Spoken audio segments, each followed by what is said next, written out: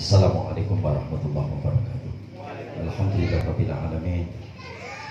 Ila hadratil Mustafa Muhammadin sallallahu alaihi wasallam wa ala alihi wa sahbihi wa alihi wa dhurriyyatihi wa ahli baitihi wa kafatil anbiya'i wal mursalin wa awliya'i wa syuhada'i wa sahabati wa tabi'in wa jami'il malaikati wal qurabil khusus syahid syuhur qudi bi jalil syuhud wa qudati wa syahid min al-ashadi wa syahid min al-qawsari wa syahid min al-qawsari wa syahid jalil wa syahid mali wa arwahi jami'in mursyid tariqah di wilayah Indonesia wa ila arwahi jami'in muassis ma'akib Indonesia berbagai ahli sunnah wal jamaah wa ila arwahi jami'in kisah wal arwahi jami'in awliya illahi ta'ala fi ma'ala syubaka wa ila arwahi jami'in muassis nabiyatul ulama wa asuri mafarati madriyati wa ahli silsilatihim wa ila arwahi ulama ila alimin wal musalikin wal mukhlisin wa nahus khusus ala hadha al-kitab qatratu syamsi ma'syari wa ila arwahi jami'in asatidina wa asatidikum wa masyayikhina wa masyayikhikum wa mu'allimina wa mu'alliminikum wa abwatina wa abwatikum wa abwatil muslimina ammah wa abwatil muslimina min ahli karyati sungai arang wa ma'awiliha wa asuri wa fu'aji badriyati wa silsilatihim lahumul fatihah. A'udhu billahi minasyaitonir rajim. Bismillahirrahmanirrahim. Alhamdulillahirabbil alamin. Ar-Rahmanir Rahim. Maliki yaumiddin. Iyyaka na'budu wa iyyaka nasta'in. Ihdinas siratal mustaqim. Siratal ladzina an'amta 'alaihim ghairil maghdubi 'alaihim waladdallin. Rabbi ighfirli wa li walidayya wa lijami'il mu'minina amin ya rabbal alamin. Yang kami muliakan keluarga besar dari Hajah Nyai Hajah Asmarani, yang kami muliakan dan kami hormati pembina Majelis Al-Fatul Rasul. Selanjutnya ketua dengan Rasul Arang, rekan-rekan Kasam Ali, hadirin wal hadirat, bapak dan ibu, pemuda dan pemudi, dan rekan-rekan Majelis Al-Fatul Rasul yang dimuliakan Allah. Alhamdulillah pada kesempatan malam hari ini kita bisa berkumpul bermuajahah, bisa melaksanakan kegiatan rutin kita setiap malam Ahad, dan alhamdulillah malam hari ini kita bisa bersama-sama berkumpul di majelis ini. Mudah-mudahan perkumpulan kita malam hari ini diberi keberkahan oleh Allah Subhanahu wa Ta'ala. Jika ada dari keluarga-keluarga kita yang sakit, Allah sehatkan, dan semoga segala urusan-urusan kita dipermudah oleh Allah Subhanahu wa Ta'ala. Jamaah yang dimuliakan Allah Subhanahu wa Ta'ala, rekan-rekan Kasam Ali, alhamdulillah malam hari ini kita sampai pada bagian kedua dari kitab Risalah Ahli Sunnah wal Jamaah. Bismillahirrahmanirrahim. Faslun fi bayani tamassuki ahli jami bi madhhabi ahli sunnah wal jamaah wa bayani ibtida'i dhuhuri bid'ah wa intisyari fi ar-rijal wa bayani anwa'il mubtadi'in al-mawjudin fi hadha zaman. Bagian kedua menerangkan tentang kuatnya berpegang teguh orang-orang Jawa dengan ahli sunnah wal jamaah, dan menyerangkan tentang permulaannya bid'ah dan penyebaran bid'ah di tanah Jawa. Kemudian wabayani anwa'il mubtadi'in, dan macam-macamnya bid'ah yang lahir pada zaman akhir sekarang. Tadi kata beliau Hadratus Syekh, beliau menyampaikan kodikana muslimul aqtaril jariyah fil azman as-sa'ifati al-khaliyah muttafaqal ara wal mada'ab wa muttakhidil ma'khad wal mashrab. Orang-orang Islam tanah Jawa keseluruhan mereka juga mengikuti para ulama-ulama salaf. Mereka berpegang teguh dengan madhab yang satu, yaitu fakullukum fil fiqhi 'alal madhhabin nafis madhabil imam Muhammad bin Idris. Orang-orang Jawa asal-muasalnya dulu satu ukahmu berpegang teguh dengan madhab yang satu,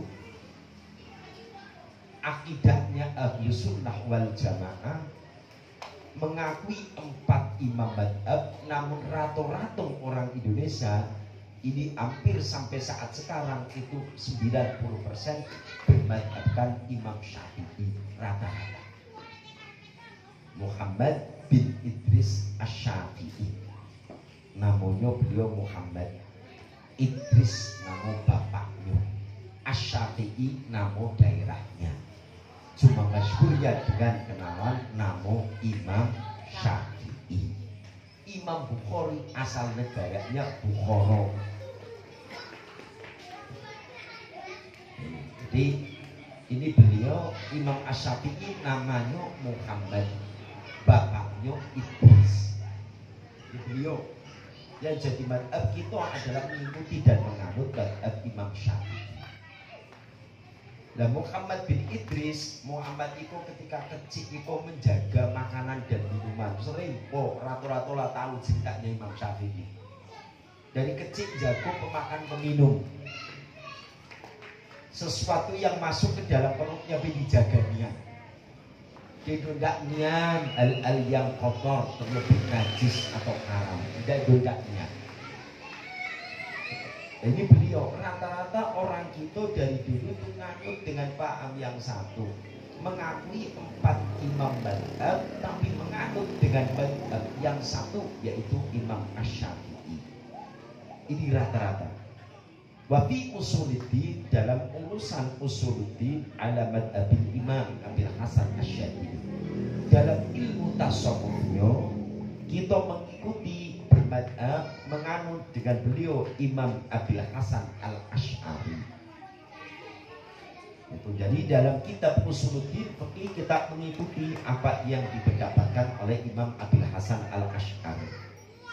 Dalam ilmu tasawufnya kita mengikuti ala madhabil Imam Al-Ghazali, mengikuti pendapatnya Imam Al-Ghazali dan Imam Abul Hasan Asy-Syadzili yang terkenal dengan thariqahnya Syadziliyah, yang sebagian kan itu alhamdulillah lah ikut beat di tempatnya Kiai Khairul, tapi alun di Kojo. Beatnya sudah, tapi belum di Kojo. Nah ini madhab kita, orang-orang Indonesia itu mengikuti tentang ilmu tasawufnya, ikut dengan Imam Al-Ghazali, ikut pula dengan beliau Imam Abul Hasan Asy-Syadzili. Ini tentang tasawufnya atau akhlaknya. Dan Imam Al-Ghazali alim itu, Masya Allah Rabbi Karim, beliau itu saking hati-hatinya nulis itu, sampai-sampai ketika nyoba nak nutul pena ke dawat, bak dawatnya aduh yoko aduh nyamuk dan lagi ngisok ko atin tako babia dulu dek nyoko sampai nyo pergi lah pergi yang baru nyo nempelkan pena nyo nulis kitabnya. Itu beliau Imam Al-Ghazali saking hati-hatinya, saking hati-hatinya lagi nulis dia, Masya Allah, aduh hewan nyamuk itu babia dulu sampai nyamuk kenyang. Ibu di kita nak sungai nyamuk baru nak nempel baru kohan, cuma nak numpang lewat di telinga kita lari sabrian. Apalagi kalau sebayang lah nempel si kodo mak. Bismillahirrahmanirrahim. Wes nyamuknya si kodo terus. Sementara kita nak sebayang pun nak mikir tepuk kaki lah, mati pula darahnya keluar. Ini Imam Ghazali ketika kau ada nyamuk hendak pas ngambil dawat nyoko babia dulu sampai nyokenya lakonnya nyo terbang baru beliau teruskan nulis. Hati-hatinya orang model kayak itu ya, orang-orang gak butuh. Ketika beliau mereka berusaha untuk nulis kita, mengamalkannya, ini mereka sangat amat hati-hati. Nah kemudian yang selanjutnya itu kita mengikuti dalam ilmu fikih, kita mengikuti madhab Imam Syafi'i. Dalam usuluddin kita mengikuti madhab Abil Hasan Al-Asy'ari. Dalam tasawufnya atau akhlaknya kita mengikuti madhab Imam Al-Ghazali dan madhabnya Imam Abil Hasan Al-Asy'ari. Thumma innahu hadasa fi 'ami alfin wa 300 wa 30 aqzabun mutanabbi'atun. Kemudian pada tahun 1330 Hijriah, 1330 Hijriah. Tapi kalau Masehinya berapa? Sekarang 1444.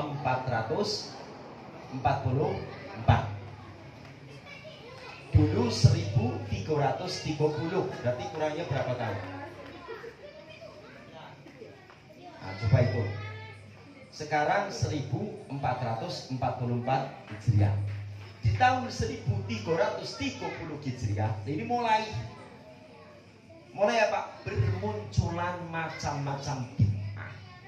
Dimulai berketangkolan di Indonesia. Alun lamo dari tahun apa? 1330. Menjelang ke 1400 berarti 70 tahun. Sekarang sudah 44, berarti 70 ditambah 44 berarti 100 berapa? 114 tahun. 114 tahun yang silam itu baru muncul di Indonesia. Itu apa? Al-bid'ah itu baru bermunculan. Sementara NU itu baru berumur mau 98 tahun sekarang Hijriahnya. Berarti jauh sebelum NU lahir. Sebelum NU lahir itu beliau Hadratus Syekh Hasyim Asy'ari sudah menyampaikan hal itu, bahwa di Indonesia mulai muncul ketika masih ramainya penjajah berkecamuk, ini mulailah muncul itu. Summa hadasa fi ami alfin wa salasimi'atin wa salasina azabun mutanabbi'atun. Mulai di tahun 1330 Hijriah muncullah bermacam-macam golongan. Wa araun mutadafi'atun, dan ada pendapat-pendapat yang bertentangan. Mulai muncul di tahun 1330 Hijriah, mulai muncul kelompok-kelompok baru, muncul berbeda pendapat antara satu dengan yang lain. Wa aqlalun wa aqwalun mutadha'ibatun, dan pendapat yang saling berselisih pendapat. Wa rijalun mutajadzibatun, dan ada seseorang yang saling tarik menarik. Yang satu berpendapat ini, yang satu keras dengan yang ini pendapatnya. Faminhum salafiyuna qa'imuna ala ma alaihi aslafuhum. Di antara mereka ketika mulai muncul gerakan-gerakan baru kaum pembid'ah ini, ada sebagian dari mereka yang tetap istiqomah berpegang teguh dengan akidah Ahlus Sunnah wal Jamaahnya. Ada yang berpegang teguh. Namun minal madhabi bil madhabi al-mu'ayyani, mereka tetap ketika muncul di tahun 1330 Hijriah mulai ada kelompok-kelompok baru, kaum-kaum yang membid'ahkan gawe orang-orang Ahlus Sunnah wal Jamaah. Namun ada juga faminhum, di antara mereka ada yang tetap berpegang teguh dengan akidah Ahlus Sunnah wal Jamaah, berpegang teguh dengan mazhab yang telah ditentukan diyakini, yaitu mazhab Imam Malik, Imam Syafi'i, Imam Hanafi, dan Hambali. Kita tetap berpegang teguh dengan pendapatnya Imam Muhammad bin Idris Asy-Syafi'i. Ini kita. Wat tabarruki bihim, ada juga di antara mereka wat tamassuki bil kutubil mu'tabarah. Sekalipun kok muncul gerakan-gerakan baru, golongan-golongan, kelompok-kelompok yang baru, namun di antara mereka ada yang tetap berpegang teguh dengan kitab-kitab klasik, berpegang teguh dengan kitab-kitab kuno, berpegang teguh dengan kitab-kitab yang sudah teruji kesahihan dari kitab-kitab tersebut atau muktabarnya kitab tersebut. Nah, kemudian di antara mereka juga ada yang tetap itu wal mutadawalah, ada juga yang mereka tetap berpegang teguh wa ma'abbati ahlil bait. Mereka juga ada yang tetap cinta dengan keluarga-keluarga Rasul, keturunan-keturunan Rasulullah. yang disebut sekarang ini adalah para habaib, para habib. Ini mereka tetap ada yang cinta dengan keluarga-keluarga Rasul. Ada juga dari mereka wal aulia, sekalipun datang kelompok yang membenci para ulama, membenci para wali, menganggapnya para wali ini sesat, tapi mereka tetap berusaha. Untuk apa? Untuk tetap cinta dengan para habib, cinta dengan para wali, cinta dengan para ulama. Ini masih tetap ditanamkan. Wassolihina, dan mereka tetap cinta juga dengan orang-orang soleh, sekalipun kedatangan mereka banyak mulai mengklaim, memberikan ajaran supaya kita tidak taat dengan alim ulama, tidak taat dengan para aulia. Nah kemudian wa'tiqad syafaah, meyakini adanya syafaat, meyakini adanya pertolongan, wa naf'id du'a, kita masih tetap percaya dengan manfaatnya doa. Termasuk doa dari orang tua ke anak, anak ke orang tua, doa laki ke bini, doa bini ke anak. Tetap anggap ada manfaatnya. Jangan dianggap yang ibu-ibu itu udah ada manfaatnya, doa untuk lakinya, aduh. Doa manfaat laki untuk bini juga, aduh. Tetap ada manfaatnya. Makanya sering disampaikan itu tipe-tipenya orang dalam rumah tangga itu macam-macam. Ada yang tipenya model kayak Nabi Nuh. Itu ngapo lakinya soleh, perempuan itu tidak soleh. Itu tipe. Jadi kalau di dusun nyimak ada orang berkeluarga, lakinya taat ibadah, bininya denunda, atau berarti sama kayak Nabi Nuh. Lakinya taat, bininya enggak. Ada pula yang modelnya dalam rumah tangga kayak Abu Lahab, Abu Jahal, lakinya ndailu, bininya ndailu. Ada yang rumah tangganya model Firaun, lakinya banget, bininya rajin ibadah. Lakinya banget niat ngaku Tuhan, tapi bininya rajin ibadah. Ada yang modelnya rumah tangganya kok model kayak yang lakinya ilu, bininya ilu. Lakinya taat, bininya taat dengan Allah. Ngikut siapa? Ngikut contoh Nabi Ibrahim. Nabi Ibrahim itu taat ibadah, taat. Cuma masalahnya Nabi Ibrahim kok bininya berapa? Aduh, kita kira-kira nak mikir kok lakinya ilu, bininya ilu, atau lakinya ilu, bininya tidak, atau bininya ilu, lakinya tidak. Wow, yang lakinya ilu, bininya ilu. Contoh Nabi Ibrahim, cuma Nabi Ibrahim bininya macam mana berarti? Bacek lain kok, nanjatan bola, bacek lain. Enggak mungkin kok dengan Nabi Ibrahim ini. Jadi ketika muncul kelompok-kelompok baru yang menganggap bid'ah, menganggap al-anan da'ilu, bertentangan, tapi ada sekelompok dari mereka yang tetap berpegang teguh, menganggap besok tetap ada syafaat.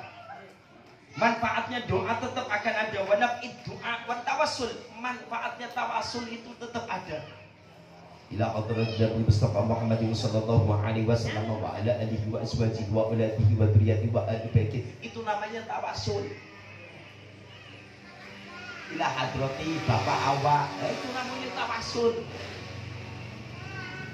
Tawasul itu artinya nyambung sampai, wasilah perantaraan sebagai tali pengikat supaya kita sampai ke tujuan. Itu tawasul. Ada yang menyampaikan bahwa tawasul itu juga tetap sampai dan wa ghairi dzalika, dan bermacam-macam hal-hal yang lain. Namun kata beliau Hadratus Syekh, wa minhum firqatun yattabi'una ra'a Muhammad abdu. Sebagian ketika di tahun 1330 Hijriah itu ada yang tetap istiqomah berpegang teguh dengan akidah Ahlus Sunnah wal Jamaah. Namun sebagian dari mereka sudah mulai ada yang buyar, mulai terombang-ambing. Ada yang mengikuti pendapatnya Muhammad Abduh, ada yang mulai mengikuti pendapatnya Rasyid Ridho, ada yang mulai wayakhuduna Min bid'ati Muhammad bin Abdul Wahab. Ada juga yang mengikuti bid'ahnya Muhammad bin Abdul Wahab An-Najdi. Makanya jika pengikutnya disebut dengan kelompok Wahabi. Imam besarnya Muhammad bin Abdul Wahab An-Najdi. Najd itu nama satu daerah. Kalau dari Makkah itu ke arah timur sedikit, daerah disitulah ada Najd. Nama daerahnya itu. Dari Madinah ke arah timur sedikit itu ada daerah dusun yang namanya An-Najd. Nah disitulah lahirnya seorang Muhammad Abdul Wahab yang sebagai pencetus golongan pengikut beliau yang disebut golongan Wahabi. Berubah dari Wahabi menjadi Salafi. Maka tolong kita harus hati-hati. Loh, kami ini orang Salafi, harus hati-hati. Kalau Salafi itu sama dengan Wahabi. Kalau orang-orang Salaf, orang-orang Salaf itu orang-orang yang mengikuti ulama-ulama terdahulu. Nah kemudian ada ulama Salaf, ada ulama Kholaf. Ulama Kholaf itu ulama nan zaman ini. Nah, kalau ulama Salaf, ulama-ulama terdahulu, kayak beliau Hadratus Syekh Hasyim Asy'ari, ulama Salaf, ulama dahulu. Nah kaum Salafi itu orang-orang yang ngaku gitu. Aslinya ya Wahab gitu. Wahabi aslinya. Ada yang mengikuti mereka pendapatnya Muhammad bin Abdul Wahab wa Ahmad bin Taimiyah, dan ada yang mengikuti pendapatnya Imam Ahmad Ibnu Taimiyah. Ada yang mengikuti Imam Ahmad Ibnu Taimiyah. Ini termasuk rujukan dari mereka-mereka orang Wahabi. Sering saya sampaikan. Jadi mereka berpendapat itu. Wa talamidhi Ibnul Qayyim. Ada juga yang mengikuti pendapatnya muridnya Ibnu Taimiyah yaitu Ibnul Qayyim. Ada juga yang mengikuti Ibnu Abdul Hadi, itu murid daripada Ibnu Taimiyah yang besar, satu yaitu Ibnul Qayyim, yang kedua Abdul Hadi. Fa'arramu ma jama'al muslimuna ala nabi. Nah, mereka ini mulai dari pertama itu ada Muhammad Abduh Rashid Ridho, nah kemudian ada Abdul Wahab, kemudian ada Ahmad Ibnu Taimiyah dengan muridnya Ibnul Qayyim dan Abdul Hadi. Mereka mengharamkan apa-apa yang telah dipertahankan oleh orang-orang kita. Siapa? Mereka yang berpegang teguh dengan ahli sunnah wal jamaah. Dan kelompok inilah yang mulai mengharamkan. Kapan? Wa sabar li ziyarati qabri Rasulillah. Ada yang menganggap mereka berpendapat, ini orang-orang yang kami sebutkan tadi, mereka berpendapat bahwa ketika ziarah ke makam Rasulullah, jika kau itu dianggap satu ibadah, maka hal ini adalah haram. Demikian mereka berpendapat seperti itu. Jadi ada yang menganggap bahwa ada orang yang ziarah ke makam Rasulullah menganggap bahwa itu adalah suatu ibadah dianggap haram oleh mereka. Kelompok ini siapa? Muhammad Abduh. Kelompok siapa? Kelompok Muhammad itu Abdul Wahab. Nah, kemudian ada Rashid Ridho, murid-muridnya daripada Ibnu Taimiyah, termasuk Ibnu Taimiyahnya Ibnul Qayyim Al-Jauzi. Dan kemudian ada juga di situ pendapat dari Abdul Hadi. Itu menganggap bahwa orang yang ziarah ke makam Rasulullah, jika itu diniati sebagai langkah ibadah, dianggap itu haram. Ini mulai bermunculan. Jika pengikutnya yang ada di Indonesia zaman sekarang mulai ziarah ke makamnya wali, dianggapnya syirik. Tidak ada tuntunan dari Rasul, tidak ada contoh dari Rasul. Padahal kita lah sama tahu ketika Rasulullah 4 tahun menjelang 6 tahun diajak oleh ibunya datang ke makam bapaknya. Datang tiba ke makam bapak, kalau bakso kita dutun iko betanda apa ziarah? Nah kemana anjing nak betandang, kemana makom nine dakana do bahasa model itu. Nah kemana cip nabusik manine hidup. Tapi rajin tanya kemana? Nah ke Bosik, ke makam nenek. Dan kan mungkin ke Bosik. Kalau lah ke situ bahasanya pasti ziarah. Nah ini loh. Padahal ketika Rasulullah itu dengan ibunya diajak, yo Muhammad kita pergi ke Madinah, ngapo nengok makam bapak kau, nengok makam bapak aku, itu poin ke situ kata Siti Aminah. Nah bahasanya ketika nengok ke sana bahasa Arabnya ziarah. Maka lazim dengan kita ketika kita ketipu ke pemakaman dari mana? Ziarah makam bapak, ziarah makam mak, ziarah makam nenek, ziarah makam uyang. Itu namanya ziarah. Nah ini mereka berpendapat bahwa mereka yang datang ziarah ke makam Rasulullah termasuk Ibnu Abdul Muhammad Abdul dan imam-imam yang lain, Rashid Ridho, nah kemudian ada Muhammad Abdul Wahab, kemudian ada Ahmad Ibnu Taimiyah beserta dengan muridnya Ibnul Qayyim dan Abdullah Hadi, nganggap orang yang ziarah ke makam Rasulullah itu adalah termasuk hal-hal yang dianggap haram oleh mereka. Wa khalaqukum fima dzukira wa ghairihi. Qala Ibnu Taimiyah fi fatawihi. Ibnu Taimiyah menyampaikan fatwa dalam kitabnya. Wa idza saqara li'tiqadihi annaha ziyaratan qabrin Nabi sallallahu alaihi wasallam qa'atun kana dzalika muharraman bi ijma'il muslimin. Kata Ibnu Taimiyah dalam kitabnya, dia menyampaikan idza safara li'tiqadihi annaha ziyaratan qabrin Nabi sallallahu alaihi wasallam qa'atun. Ini Ibnu Taimiyah. Nah, kita tidak perlu ngikuti di pendapat ini. Ini hanya sekedar untuk pengetahuan kita.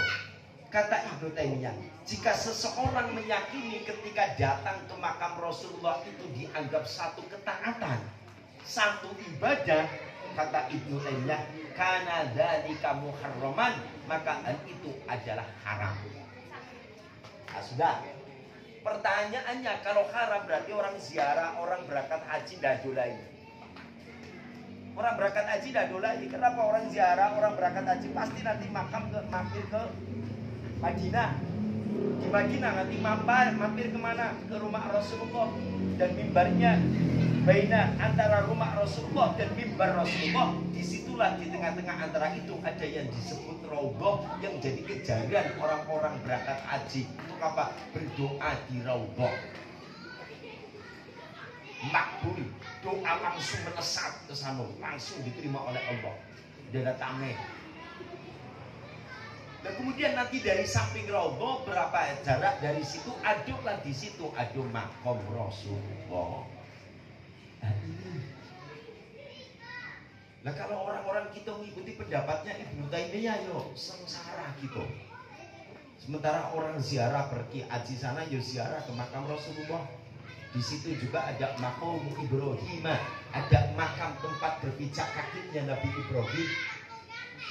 Nah kemudian di sekitaran dari Makkah sana ada juga di situ pemakaman Ma'la yang ada di Makkah itu. Jadi kalau Ibnu Taimiyah berpendapat bahwa seseorang yang meyakini bahwa datang ke makam Rasulullah, ziarah ke Rasulullah itu adalah bentuk ketaatan, maka menurut orang-orang Islam, kata Ibnu Taimiyah, itu adalah satu keharaman. Itu tidak perlu ngikut ini, tapi ini hanya sekedar untuk nambah wawasan kita, pengetahuan kita. Fasara at-tahrim minal amril maqtu' bih. Maka hal itu dianggapnya suatu keharaman oleh mereka yang mengikuti pendapatnya Imam Ibnu Taimiyah. Hadirin al-azhar, Bapak dan Ibu yang dimuliakan Allah Subhanahu wa taala. Ya, mungkin ini dulu yang dapat kita kaji pada bagian yang kedua ini. Jadi nanti insyaallah minggu-minggu belakang dapat kita sambung dan kita teruskan. Ini kemudian ada pertanyaan. Ini. Apakah hukum sholat di rumah orang Cina atau di tempat kerja? Ini apa boleh apa enggak? Maksudnya kan itu ini mohon maaf ini. Jadi ada pertanyaan.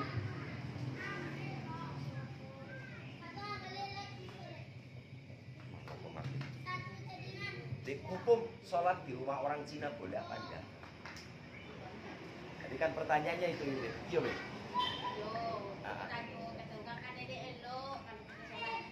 Iya. Jadi macam mana kita umpama aduh mohon maaf kadang-kadang kita kok dalam masalah muamalah kok kadang-kadang bos kita kok mohon maaf siapapun yang jadi bos kita mungkin kadang-kadang ada orang Cina kadang ada juga orang mohon maaf Nasrani umpama lah kemudian kita kok umpama kok sholat di tempat bos kita yang Cina boleh apa enggak boleh daripada kita sembayangnya kita sholatnya di masjid ingatnya kita di muka kelenteng. Kita sholat di masjid, sholli fardhul maghrib di muka masjid, tapi bayangan kita di depanku ada yang model kok. Atau model kayak ini, gambarnya trisula umpama.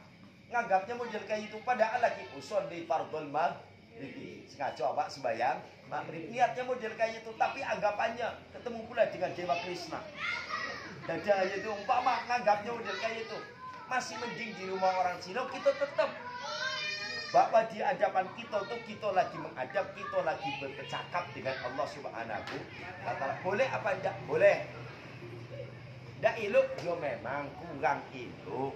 Tapi daripada kita tak tiba waktu sembahyang nak balik dulu ke dusun. Jauh. Ya sudahlah di situ. Syaratnya apa? Syaratnya bukan itu. Syaratnya orang sembahyang itu suci pakaian, suci badan, suci tempat sudah. Walaupun di situ tempatnya ke rumahnya orang Cina asal suci daripada di masjid dewe kubang cingit jawi cubang cingit kambing gak dibersihin. Nah ini pembahasannya di situ. Yang penting tempatnya suci. Walau itu rumah orang Nasrani, walau itu rumah orang Cina, tapi tempatnya bersih boleh. Nak di gereja sekalian kita sembahyang asal tempatnya itu suci dari najis boleh kita sembahyang dalam mau sama-sama kita tipu ke sana biar viral kita biar viral umpama ingin viral kan model kayak yang bujangan cek tak mana cek nah koi apa sembahyang anu tahajud di mana mari kita viral kali itu. Ini mohon maaf di tempat mereka pun jika kau memang tempatnya itu suci dari najis itu, maka boleh. Yang penting suci pakaian, suci badan, suci tempat. Ini syaratnya orang sembahyang. Maka boleh apa enggak? Boleh. Kurang hidup, yo memang kurang hidup. Tapi kalau umpama kau rumahnya kurang ikut doket dengan masjid, yo boleh lah kita izin ke masjid. Umpama jauh dari masjidnya sudah lah di rumah orang itu. Karena mohon maaf, kadang mereka pun yang berbeda agama dengan kita kadang-kadang juga menghormati kita malah lebih hati-hati. Nah bagi pemakan di tunda dan dimasak di rumahnya malah kadang beli dan di warung di toko. Banyak kanti-kanti yang mungkin pernah masuk rumah kanti-kanti Nasrani malah dijagonian malah. Di gitu kadang malah bebasi. Ini lanjut sigi, cicak.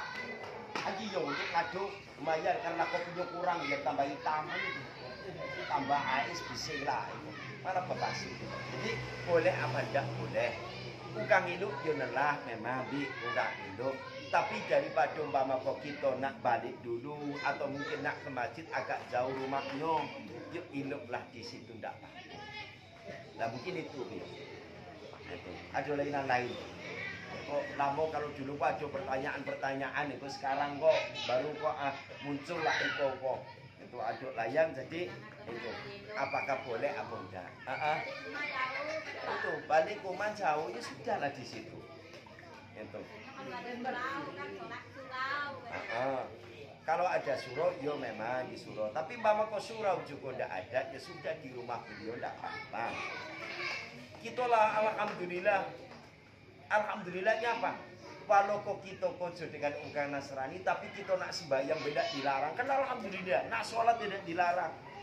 Malah kadang-kadang ini mohon maaf. Ada kantinan dulu pernah ikut kojo. Samo, Di tempat yang apa itu? Tempat ngancurkan apa dulu? Aku pernah ikut dulu kerja sebentar. Tempat anu plastik botol-botol aqua itu yang di itu pernah ada yang kerja. Itu malah ketika hendak waktu mendekati azan, itu malah orang sini malah orang Nasrani malah nyuruh tolong nak matikan mesin. Oh botol itu kan nak adzan dulu. Dimatiin malah disuruh. Padahal orang Nasrani. Tiba di kita dusun, uganglah adzan. Adzan dua Jumat aki menengah. Nan kate kok tokeknya, hei, dong anda udah ngatain tanggung kayak apa? Wah anak naik godang nian, tapun tanan godang naik. Kok kadang-kadang kok mau maaf ya Allah, ternyata kalau kita ilut dengan kanti lain, insya Allah kanti juga menghormati agama kita. Tapi kalau kita berpasing dengan keyakinan orang lain, akan nutup mungkin mereka juga nak musuh dengan kita. Maka ketika kita ilut dengan mereka, itulah perkara ku agama, ya sudah agamamu yo agamaku, agamaku yo agama. Agamamu yo agamaku, agamaku yo agamaku. Nah, kita alhamdulillah kerja dengan lo.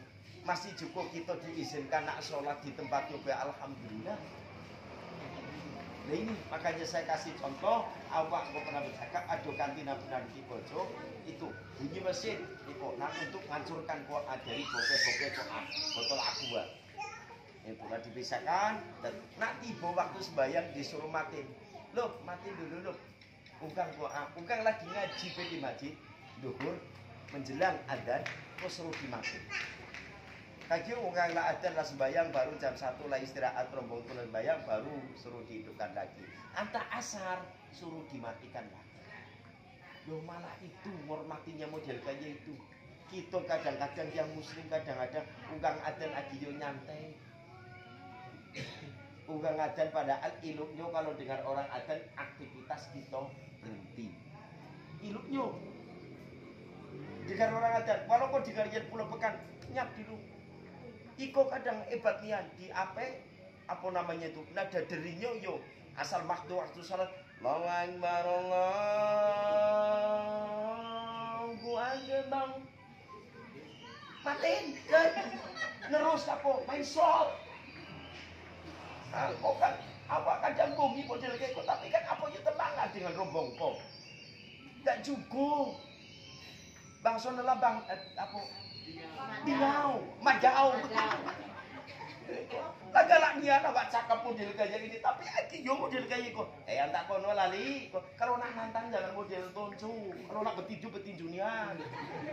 Iku jangan nak model kayak itu saki aki so. Kok nak model kayak kok ndak yo kok kono yo madau. Kok ada model kok. Kalau bercakap model kayak itu kok. Lah ngaji dengan model kayak itu tidak akan fokus, pasti fokusnya ke HP. Pasti masuk dari 100%, 5% masuk, tidak akan mungkin masuk. Apa baru kok Kalau bunyi anak ngajak kok sampai disingkan, oh kok singkan dengan baju. Mohon maaf kok, saya ngomong model kayak ini karena ini pas momennya Agustus. Nah, semangat jiwa 4, 5. Eko, lagala model gitu. Makanya silakan. Ketika esok niko kok jadi guru kok ada budak nah. Niko jadi guru di TPA. Ada yang bawa HP kadang di jadi. Yang bawa HP dengan yang tidak bawa HP pasti fokus yang tidak bawa HP. Dari sekian pelajaran nun, mati dan tanwin bertemu dengan salah satu huruf hijaiyah yang berjumlah 6. Alif, ha, kha, ain, ghin, ha. Maka itu dibaca idhar. Idhar artinya joleh. Contoh man mana. Nah dijelaskan. Tapi kan tinangku ada yang bawa HP. Nah kan Allah. Yo sepo nanya put. Coba kau yang pegang HP. Ngango. Mangango. Jadi mangango. Jadi manganku dari upaya.